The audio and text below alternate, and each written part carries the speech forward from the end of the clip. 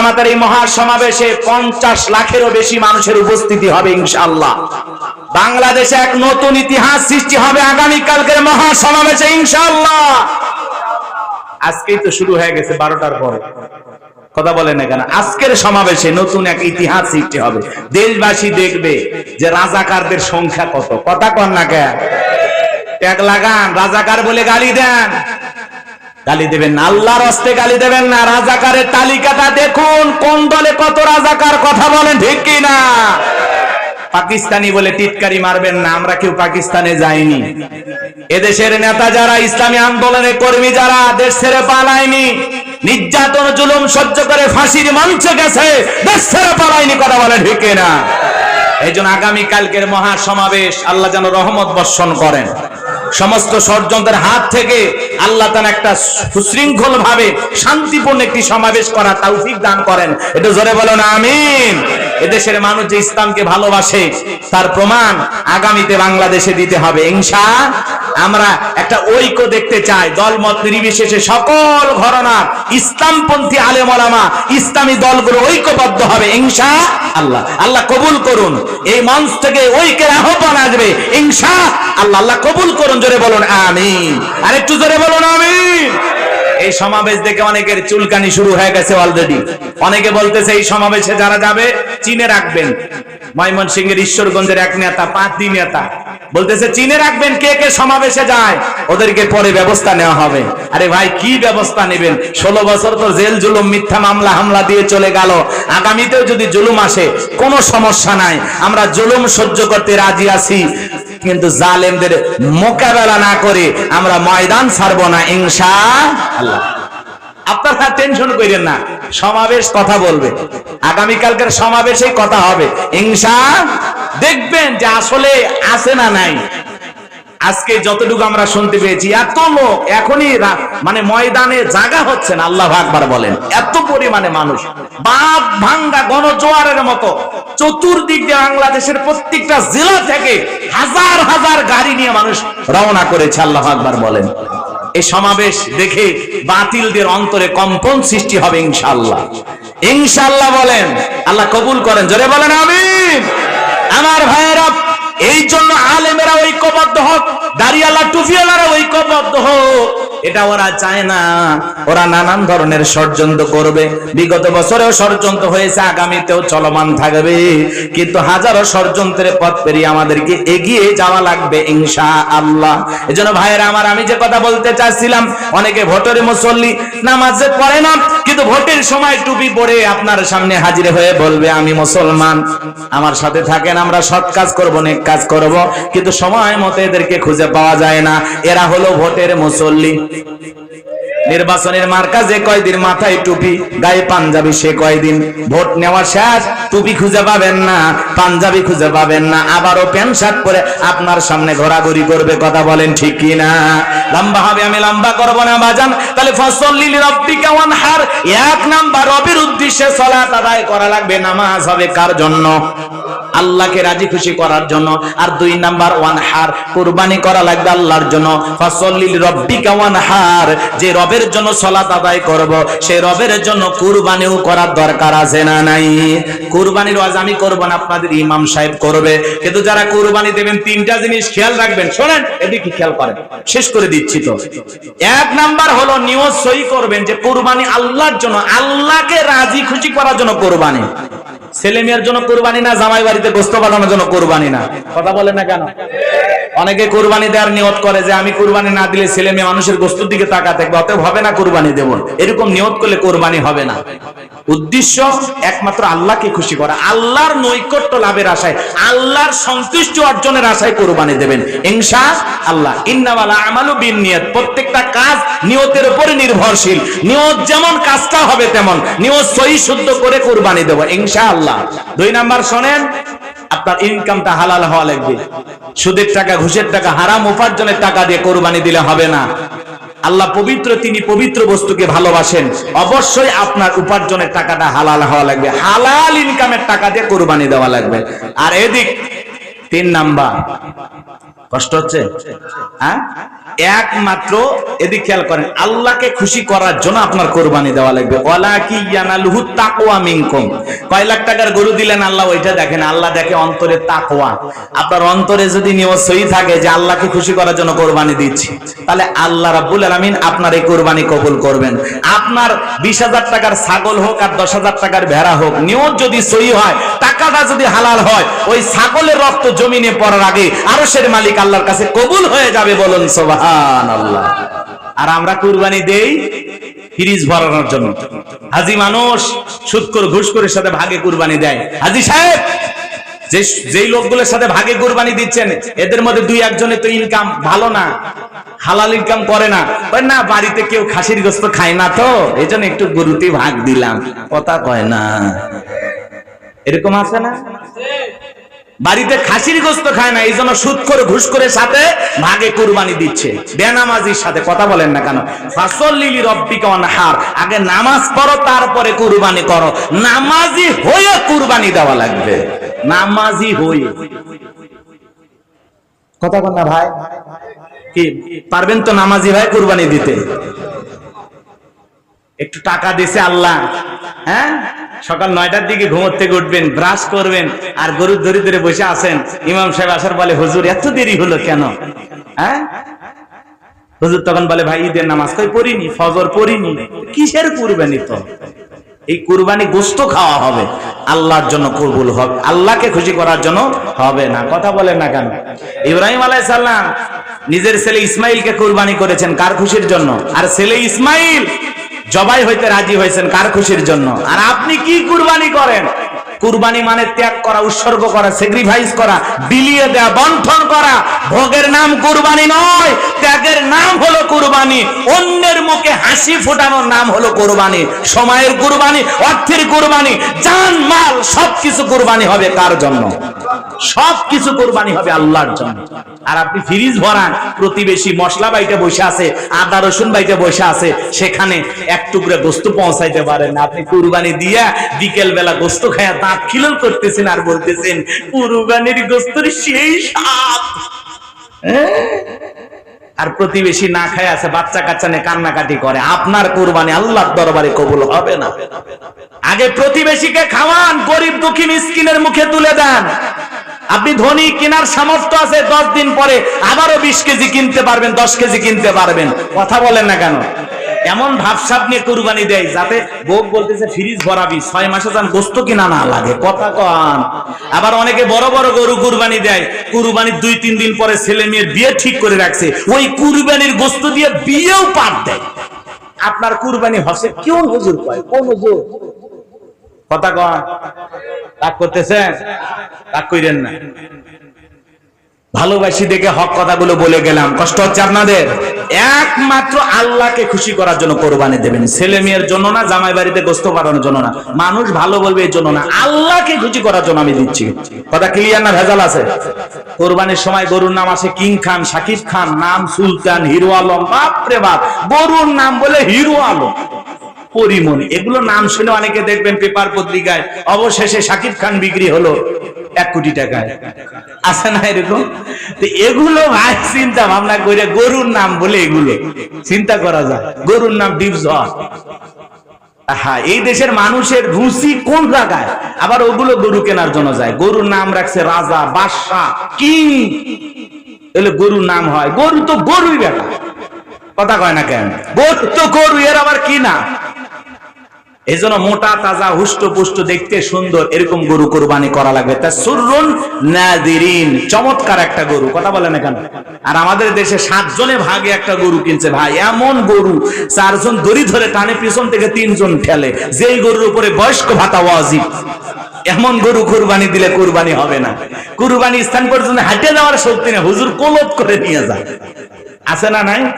এরকম গরু জবাই করলে হবে না। তাসুরুন নাদিরিন, হুষ্ট পুষ্ট দেখতে সুন্দর, এমন মোটা তাজা দেখে গাবি জবাই করতে হবে। আল্লাহ তৌফিক দান করুন।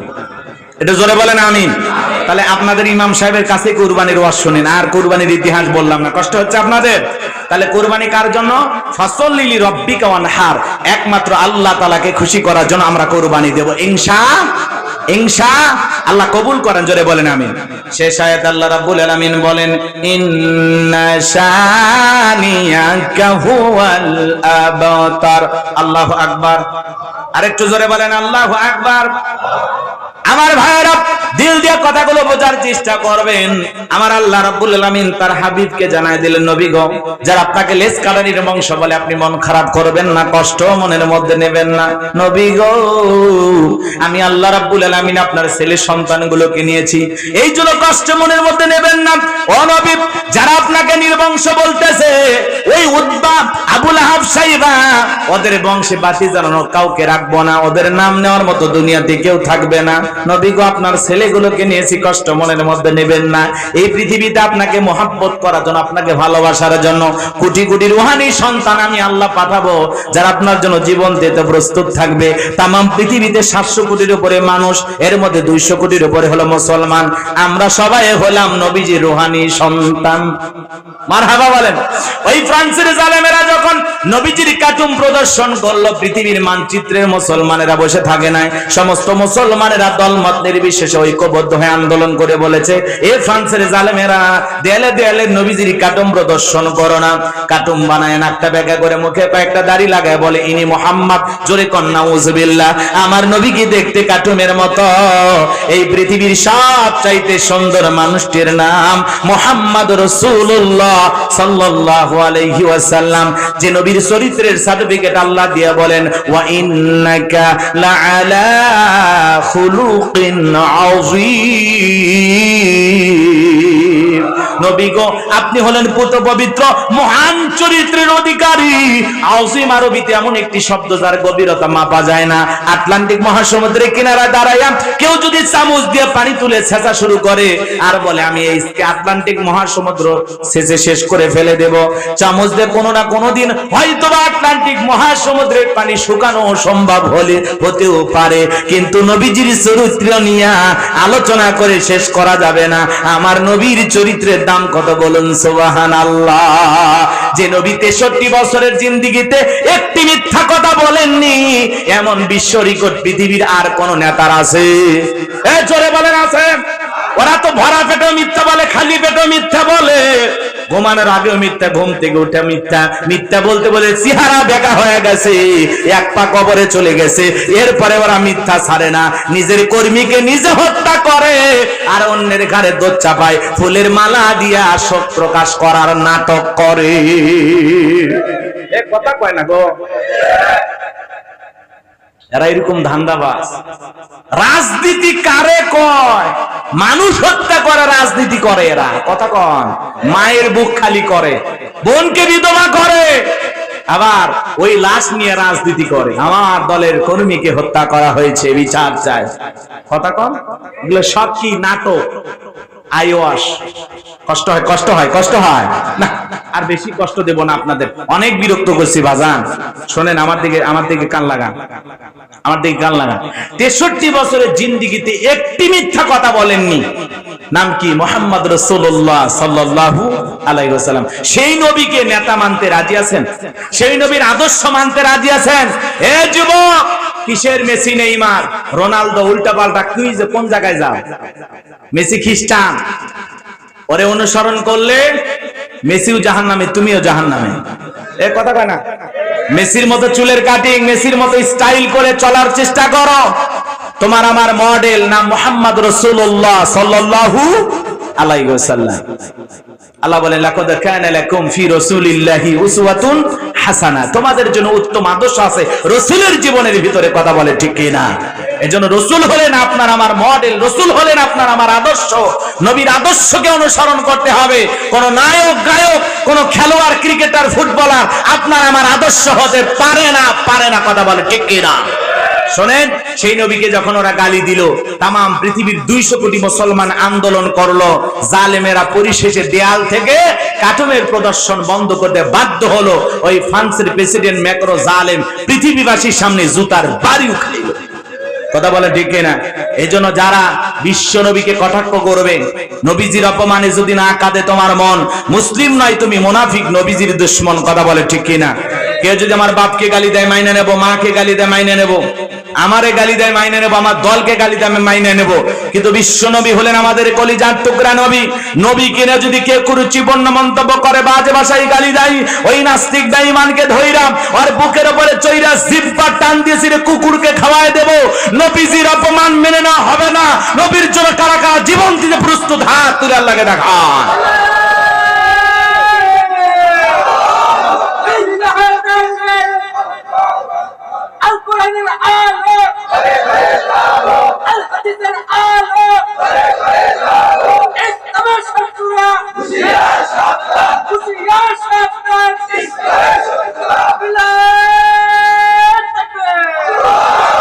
আমাদের সবাইকে আল্লাহ তাআলা নবীজির খাঁটি উম্মত হওয়ার তৌফিক দান করুন। রাসূলের প্রেম মোহাব্বত আমাদের অন্তরের ভিতরে আল্লাহ জাগ্রত করে দিন। জোরে বলুন আমিন। নবীজির অপমান মেনে নেওয়া যাবে? কথা বলেন না কেন? বিশ্ব নবীর অপমান সইবে না রে মুসলমান। কথা বলেন। একটা গান শোনেন নাই আপনারা? মানি না, মানব না, মানতে পারি না আল্লাহ রাসূলের অবমাননা। মানি না, মানব না, মানতে পারি না আল্লাহ রাসূলের অবমাননা। কথা বলেন। অপমাননাকারীরা রক্ষা পাবে না। মানি না, মানব না, মানতে পারি না আল্লাহ রাসূলের। বিশ্ব নবীর উম্মতেরা নাও হাতে শমশিরি, খতম করো আবু জেহেলের নাতিবতী সাগরিদ। নাস্তিকদের আস্তানাতে আগুন জ্বালাও না। মানি না, মানব না, মানতে পারি না আল্লাহ রাসূলের অবমাননা। বিশ্বের মুসলমানেরা জেগে উঠেছে, নাস্তিকদের লেজ গুটিয়ে পালাতে হবে। বাংলার মুসলমানেরা জেগে উঠেছে, নাস্তিকদের লেজ গুটিয়ে পালাতে হবে, নইলে তাদের হবে আজ কবর রচনা। মানি না, মানব না, মানতে পারি না আল্লাহ রাসূলের অবমাননা। বিশ্ব নবীকে ব্যঙ্গ করে করলো সিনেমা, এর জন্য দায়ী থাকবে বারাক ওবামা। বুশের মতো জুতা খাইতে টাইম লাগবে না। মানি না, মানব না, মানতে পারি না আল্লাহ রাসূলের অবমাননা। মানি না, মানি না, মানব না, মানতে পারি না আল্লাহর কোরআনের অবমাননা। মানি না, মানব না, মানতে পারি না আলেম ওলামার অবমাননা। আলেমদেরকে যারা অপমান করবে, তুচ্ছ তাচ্ছিল্য করে, ঠাট্টা বিদ্রুপ করে কথা বলবে, ওরাও পিতৃ পরিচয়হীন জারজ সন্তান। নবীজিকে গালি দিয়েছিল ওলীদ বিন মুগীরা অকাত্য ভাষায়। নবীকে যা ইচ্ছা তাই বলে গালি দিল। আল্লাহ তাআলা সহ্য করলেন না, আসমান থেকে আয়াত নাজিল করে বলেন উতুল্লিম বাদা যালিকা জানিম। নবী গো, এই ওলীদ বিন মুগীরা হলো পিতৃ পরিচয়হীন জারজ সন্তান, এর জন্মের ঠিক নাই। এর কথা কন না আপনারা? ওলীদ বিন মুগীরা চলে গেল তার মায়ের কাছে। লম্বা ইতিহাস, সংক্ষিপ্ত কথা। যায় বলে মা, তার মায়ের নাম ছিল ঝর্ণা, বলল করবি না তাল বাহানা। নবী মুহাম্মদ আমাকে বলেছেন উতুল্লিম বাদা যালিকা জানিম, আমি নাকি পিতৃ পরিচয়হীন জারজ সন্তান, আমার নাকি জন্মের ঠিক নাই। ওলীদ বিন মুগীরার মা বয়স্ক মহিলা, মনে মনে ভাবতেছে এত গোপন তত্ত্ব নবী জানলো কেমনি? নবী তো জানতেন না, নবীকে জানিয়ে দিয়েছেন তিনি কে? আর একটু জোরে বলেন কে? এইবার ওলীদ বিন মুগীরার মা বলতেছে বাবা আমারও বয়স হয়ে গেছে, মিথ্যা বলবো না, এক পা কবরে চলে গেছে। তোর বাবা ব্যবসা বাণিজ্যের কাজে এতটাই ব্যস্ত থাকতো, তোর বাবা ব্যবসা বাণিজ্য চেনে, টাকা চেনে, কিন্তু তোর মায়ের মন বোঝে না। সে যে কেন আসে না, কিছু ভালো লাগে না, এবার আসুক, তারে আমি মজা দেখাবো। কথা কন না কেন? দেখবেন কিছু ভাইয়েরা যখন বিদেশে যায়, এলাকার দেবরের আমদানি কমে না বাড়ে, ওরা তখন ভাবির দরজায় যায় স্লোগান দেয়, ভাবি ভাইয়া তোমার বর, আমি যে দেবর, ভেবে দেখো ভাবি কার কত দাবি, ভাই গেছে মালয়েশিয়ায়, আমি তো দেশে আসি। কথা কয় না কেন? ভাবি তো ডিজিটাল, ভাবি শুনে খুশি হয়। কথা কন। আর ভাবি যদি নেককার আল্লাহওয়ালা হইতো, কোরআন যদি থাকতো, মাদ্রাসায় যদি পড়তো, আয়াত তিলাওয়াত করে বলতো কুল্লিল মুমিনিনা ইয়াগুদ্দুনা আবসারিহিম, দেখে বলতো খবরদার আমার দিকে তাকাবি না। আল্লাহ বলেছেন মুমিন পুরুষের দৃষ্টি থাকবে নিচের দিকে। কোন দিকে? কথা কয় না কেন? রাগ করেন? এই চোখটা থাকবে কোন জায়গায়? বিশ্বনবী কিভাবে পথ চলতেন জানেন? হাদিস শরীফের ভিতরে আসছেন, পাহাড় থেকে মানুষ যদি নামে কোন দিকে তাকায়? আসমানের দিকে তাকালে পা ঠিক থাকবে? নিচের দিকে তাকায়। একটা মানুষ যেরকম উঁচু পাহাড় থেকে নামার সময় নিচের দিকে তাকায় নামে, আল্লাহ রাসূল যখন জমিনে পথ চলতেন ঠিক জমিনের দিকে তাকায় তাকায় পথ চলতেন। আল্লাহু আকবার বলেন। এই সুন্নত যদি আপনি আমি আমল করি, রাসূলের এই আদর্শ যদি আমল করি, নিচের দিকে তাকায় তাকায় যদি পথ চলেন, কি নারী মানুষ দেখা যাবে?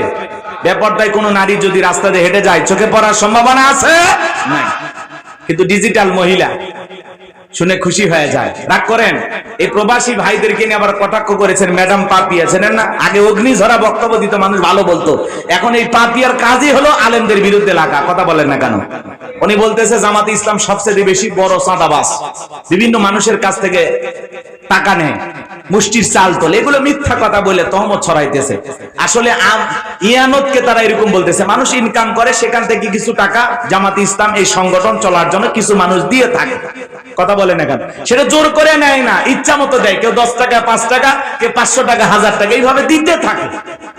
তারা আল্লাহকে রাজি খুশি করার জন্য, এদেশে ইসলামী আন্দোলনকে টিকিয়ে রাখার জন্য মানুষ খরচ করে আল্লাহর খুশির জন্য। এটাকে যারা চাঁদাবাজির সাথে তুলনা করে, এরা বোকার স্বর্গে বসবাস করে। কথা বলে ঠিক কিনা? এই জন্য আমরা বলবো ম্যাডাম পাপিয়া ভালো হয়ে যান, বয়স হয়ে গেছে, আল্লাহকে ভয় করেন, মিথ্যা কথা ছড়াবেন না। কথা বলেন না কেন? রাগ করেন, রাগ করেন। আগে 19 ছড়া বক্তব্য দিতে সংসদ কাঁপিয়ে তুলতো, এখন আর বয়স হয়ে গেছে, এখন কি করবে? শেষ বয়সে এসে যা হয় সব সময় খালি আলেমদের বিরুদ্ধে, ইসলামের বিরুদ্ধে। কথা বলেন না কেন? এই যে আলেমদের বিরুদ্ধে রাজাকারের যে স্লোগান দিতেছে, অমুক তমুক রাজাকার, এই মুহূর্তে বাংলা ছাড়, তসলিম নাসরিন পর্যন্ত তার আইডি থেকে এই স্লোগান শেয়ার করছে। বলতেছে এই স্লোগানের কারণে আমি অত্যন্ত খুশি। তসলিমা নাসরিন যদি এই স্লোগান শুনে খুশি হয়, তার মানে বোঝা যায় ওদের স্লোগানের ভিতরে নাস্তিকতার গন্ধ পাওয়া যায়। এই নারী খুশি করছে এই স্লোগান। রাজাকার রাজাকার, এই মুহূর্তে বাংলা ছাড়। বাংলা আমাদের বাপ দাদা, এই দেশ কারো বাপ দাদার পৈতৃক সম্পত্তি। বলেন না ভাই? রাজাকার আর আছে, ফাঁসি দিয়ে সব মারে ফেলে দিয়েছে, তাও বলে রাজাকার আছে। কথা কন নাকি আপনারা? আপনাদের এইখানে যারা বসে আছে মনে হয় না কেউ রাজাকার আছে? বাংলা কে ছাড়বে তাহলে? এই জন্য বলতেছি এগুলো ট্যাগ লাগাইন না, স্লোগান দিন না। আপনাদের স্লোগানে তসলিমা নাসরিন খুশি হয়, চিন্তা করেন। শয়তানের বোন তসলিমা নাসরিন যদি খুশি হয়, তাহলে আপনাদের স্লোগানের ভিতরে কি স্লোগান দিতেছেন? মাথা ঠান্ডা রাখেন, সুস্থ রাজনীতি করেন, আক্রমণের রাজনীতি বাদ দেন। কথা বলেন ঠিক কিনা? রাজনীতি হবে সুস্থ রাজনীতি, মার্জিত ভাষায় স্লোগান দেন, ভদ্র ভাষায় কথা বলেন। যত বেশি উল্টাপাল্টা কথা বলবেন তত বেশি বদনাম ছড়াবে, গন্ধ ছড়াবে, এক সময় আপনারা হারিয়ে যাবেন। কথা বলেন ঠিক কিনা? এই স্লোগান বুঝে শুনে দেন। কষ্ট হচ্ছে, যাই হোক, আর কষ্ট না দিই ভাই, বিরক্ত হয়েছেন না? শেষ কথাটা বলে দিয়ে যায়। এই জন্য যারা প্রবাসে থাকে এদেরকে নিয়ে পাপিয়ে কথা বলে, যারা বিদেশে থাকে প্রবাসের রেমিটেন্স কিছু টাকা পয়সা ইনকাম করে দেশে পাঠায়, এদের আবার কিসের ভোট দেওয়া লাগবে? এদেশের প্রায় 1 কোটির কাছাকাছি মানুষ বিদেশে থাকে, এদেরও ভোট দেওয়ার অধিকার আছে না নাই? জোরে বলেন আছে না নাই? ও রেমিটেন্স পাঠাবে, সেই টাকা দিয়ে অর্থনীতির চাকা ভারী রাখবেন, দেশের উন্নয়নে তাদের ব্যবহার করবেন, কিন্তু ভোট দেওয়ার অধিকার দেবেন না এমনটা হবে না। প্রবাসী ভাইয়েরাও যেন ভোট দিতে পারে সেই ব্যবস্থা থাকতে হবে। কথা বলেন? এজন্য প্রবাসীদেরকে ছোট করে পাপিয়া ম্যাডাম কথা বললেন না। প্রবাসী ভাইদের রেমিটেন্সের টাকার উপরে এই দেশের অর্থনীতির চাকা এখনো চলমান। কথা বলে ঠিক কিনা? এই ভাইয়েরা হলো আমাদের দেশকে খুব মহব্বত করেন, ভালোবাসেন। যে সমস্ত প্রবাসী ভাইয়েরা আছেন আল্লাহ যেন তাদের রোজগারে বরকত দেন। জোরে বলেন আমিন। আরেকটু জোরে বলেন আমিন। তো শেষ কথা বলে দিয়ে যায়, অনেক লম্বা হবে, এই জন্য আমি আপনাদের উদ্দেশ্যে শেষ কথাটা বলে দিয়ে যাই। তো দেখবেন এরকম ছেলে পেলে থাকে, বিভিন্ন স্লোগান দেয়, এরা আবার খুশি হয়ে যায়। তো এই জন্য মা বোন যারা আছেন, মা কারো স্লোগানে ভুলবেন না, একটু সচেতন হবেন, সাবধান হবেন। আর মা বোনদের এবং যুব সমাজের চরিত্র নষ্ট করার 1 নাম্বার হাতিয়ার, মূল মন্ত্র, ষড়যন্ত্র নাম হলো মোবাইল শরীফ। কথা কানে, এই মোবাইল মানুষের চরিত্র নষ্ট করে দিচ্ছে। এই মোবাইল নিয়ে অনেক কথা ছিল, আমি আর ওইদিকে গেলাম না। সন্তানদের হাতে মোবাইল দেবেন না। মা বাবা যারা আছেন সচেতন থাকবেন, এই মোবাইল আপনার সন্তানকে ধ্বংস ধ্বংস করে দেবে। কথা বলেন ঠিক কিনা? আল্লাহ যেন আমাদের মা বোনদের সঠিক বুঝ দান করেন, জোরে বলেন আমিন। এই ওলীদ বিন মুগীরা, তার মা তখন বলতেছে, বাবা তোর বাবা ব্যবসা বাণিজ্যের কাছে এতটাই ব্যস্ত থাকতো, তোর বাবা ব্যবসা ছেড়ে টাকা ছেড়ে, কিন্তু তোর মায়ের মন বোঝে না। বাড়ির আশেপাশে তোর চাচা ঘুরঘুর করতেছিল, তারে দিয়ে ভালোবাসা বিনিময় করেছিলাম, তার ফলে তোর জন্ম হয়েছে। নবী যে তথ্য দিয়েছে 100% সত্য। তোর বাপ তোকে জন্ম দেয় না, তোরে জন্ম দিয়েছে তোর চাচা। কথা বলেন না কেন? আজও পৃথিবীর জমিনে যারা নবীকে গালি দেবে, মনে রাখবেন ওদের জন্ম বৈধভাবে হয় নাই। যারাই নবীকে গালি দেবে, মনে রাখবেন ওরা অবৈধ জারজ সন্তান, ওদের জন্মের ঠিক নাই। কথা বলেন ঠিক কিনা? এই জন্য নবীকে গালি দেবে যারা জারজ সন্তান, তারা। এই স্লোগান মনে রাখবেন। এই দেশে হোক আর বিদেশে হোক, যেই দেশে যেই অঞ্চলে নবী মুহাম্মদকে যারা গালি দেবে, এরাই যারা সন্তান, এদের জন্মের ঠিক নাই। ওদের বাপ যে কটা, ফ্যাক্টরির মালিক মা ছাড়া কেউ জানে না। এই কথা ক্লিয়ার না? ভেজাল আছে? এজন্য এই স্লোগান মনে রাখবেন। নবীকে গালি দেবে যারা জারজ সন্তান, তারা। বলতে পারবেন না? বলেন, নবীকে গালি দেবে যারা অবৈধ জারজ সন্তান, তারা। যোগ দেন। নবীকে গালি দেবে যারা, আলেমদেরকে গালি দেবে যারা, এটা মনে রাখবেন। এই জন্য যারা টুপিওয়ালা দাড়িওয়ালার পিছনে লাগবে, বুঝে নেবেন ওর রক্তে ভেজাল আছে। কথা বলেন। আল্লাহ যেন ওই সমস্ত জালেমদের হাত থেকে আমাদের প্রিয় মাতৃভূমি বাংলাদেশকে হেফাজত করেন, জোরে বলুন আমিন। আল্লাহ পাক আমাদের সবাইকে নবী প্রেমিক হওয়ার তৌফিক দান করেন, জোরে বলুন আমিন। আরো কথাগুলো বাকি রেখেছিলাম, ওই কথাগুলো শেষ করতে গেলে আরো সময় লাগবে। বাজান আর কষ্ট না দিই আপনাদেরকে, অনেক রাত হয়েছে। যুবক যারা আসছো, বাবা ভালো হয়ে যায়। ফ্রি ফায়ার, পাবজি খেলো না, উল্টা পাল্টা গেমস খেলে জীবন যৌবন নষ্ট করো না। আল্লাহ যুবকদের হেদায়েত দান করেন। আর একটু জোরে বলেন আমিন। এই যে অনলাইনে জুয়া খেলে অনেক পরিবার ধ্বংস হয়ে যাচ্ছে। আমাদের এলাকাতে গাইবান্ধাতে প্রচুর পরিমাণে এই জুয়ায় আসক্ত, অনলাইনে যে জুয়া। কথা কয় না কেন? আপনাদের এলাকায় শুরু হয়েছে? গাজীপুরে অবশ্য নাই, মানুষ ব্যস্ত থাকে গাজীপুরের এলাকাতেও আছে। আহারে, আমি শুনলাম অনলাইনে যে জুয়া, পাবনাতে একটা গ্রাম আছে, ওই গ্রামের মহিলারা পর্যন্ত জুয়া খেলে।